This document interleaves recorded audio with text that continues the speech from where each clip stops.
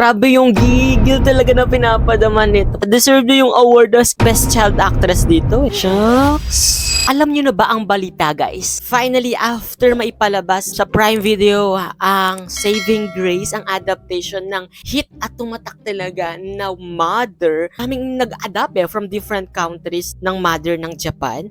And for today's video, guys, meron na ding adaptation ng Philippines ng Mother. At panoorin natin yan, guys, for today's video dahil this March ay may papalabas na siya. Hindi na lang sa Prime Video, bagkus ay palalabas na rin siya sa Philippine television. Kaya nakaka-excite to. For today's video, guys, balikan natin ang trailer ng Saving Grace, yun yung naging title nila. And samahan nyo ko, guys. Panoorin natin to. Let's go!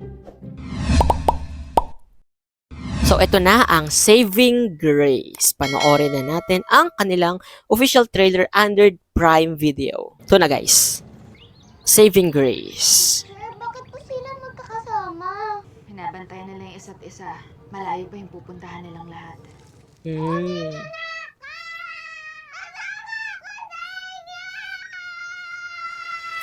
Grabe rin yung luhang ibinuhos ng adaptation na to, no? Kasi full cast, binuhos nila lahat ng emotion nila. Lalo na itong si Zia, di ba? Yung bata, deserve niya yung award as Best Child Actress dito, eh. Prime Video. Asa si Grace? Hindi sila sabay-sabay patay. Classmate, follow me. Ang cute ni Zia, gagi. Medyo problematic siya. Bili na kayo. Naka-lipstick ka. Eat na kayo kasi maganda. Ang kulit. Matigas ang ulo. Good morning, Grace. Bakit hindi ka sumali sa group work? Hindi ako na lang. At sa tingin mo, kaya mong gawin mag-isa? Positive. Laging nakikipag-away. Ano nangyayari dito? Stress po nga away. Umaasa ako na ikaw. Ang cute talaga ni Zia, Sabi ni gagi. Papa, parating daw ako, stay positive. Nasaan ba yung papa mo? Sabi ni Mama, sumama na daw kay Lord. Mhm. Asan po yung mama niyo? Ba't hindi niyo kasama? Ako po, mahal ako ng mama ko. Bakit wala pa rin ulan? Mahal na mahal ako na si Chito mo. Mahal kita, Mama. Yan, sa mga hindi nakakaalam, guys, na ang story ng Mother ay about child abuse, violence, di ba? And it's all about the instinct ng pagiging nanay. So, yan na, heads up, guys. Alis na ako. Hello, Dapat ikaw, Mom. araw-araw ka naliligo para hindi ka rin kinakapitan ng sakit. Mhm. Teacher. Okay. Subukan mong magsumbong. Grabe yung gigil talaga na pinapadama nito. Parang, alam mo yun, gusto mo pumasok dun sa television na yun, or sa laptop mo, or sa mga pinapanood, at sakmalin mo yung tatay at saka yung nanay. Nakakabwisit. Ulit. Diba? Iba nila ginagawa to sa'yo.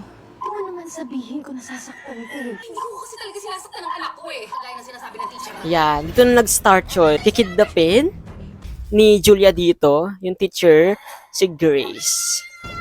Guys! Sandali sinabi! Shucks. Based on Japan's hit series, Mother. Ako sila guys, nasa ako.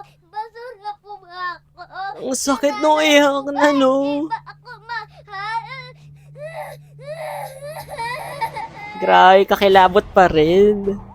Pinaghahanap pa rin ang isang batang sinasabing nahulog sa dagat kahapon. Inaalam pa ng mga otoridad kung ano ang totoong nangyari, kung sadyang aksidente o may foul play. Ano na pong update sa kaso ng anak niyo? Sinisigurado ko sa iyo na itong hinaharap nating kwento. Mahal na mahal ko yung anak ko. Tulungan niyo ako, ma'am. Huwag ka mag-alala.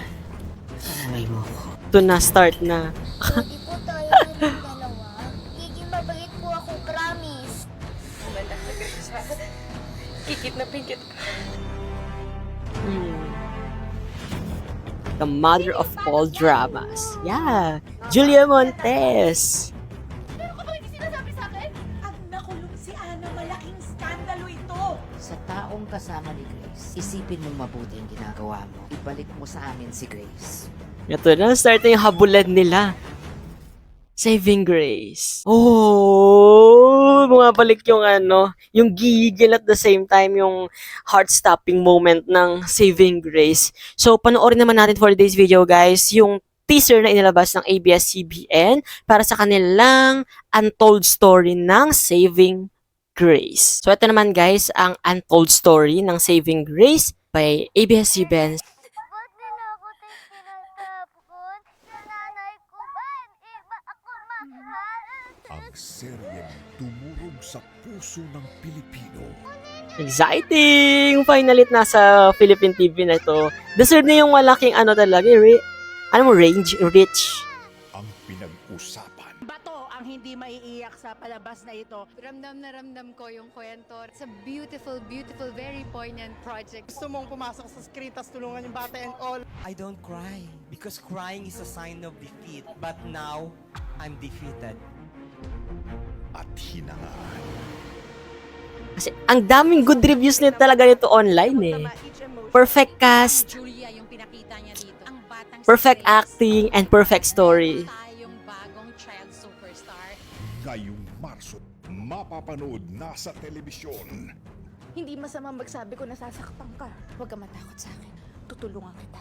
Mas lalong madudurog ang puso mo dahil may mga eksenang hindi mo pa nakita. Ooh! Hanggang kailan mo ba sisisihin? Mukhang extended version tong nandito Hanapin yung TV. tungkol kay Ana Sarmiento. Ang gusto mo lang naman palabasin, masama akong nanay.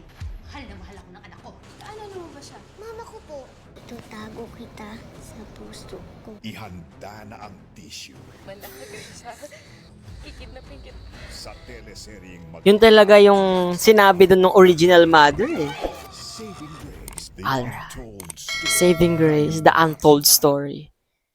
That's it. Ang kagandahan dito sa Saving Grace natin sa Philippines, localized na siya. Alam mo yun, lahat tayo makaka-relate, lalo na yung mga nanay. Papapakita kasi dito yung mamahal ng isang nanay at kung paano mo puprotektahan yung anak mo sa ibang tao. Kaya eye-opener din to, lalo na sa usaping child abuse and violence sa loob ng bahay, di ba?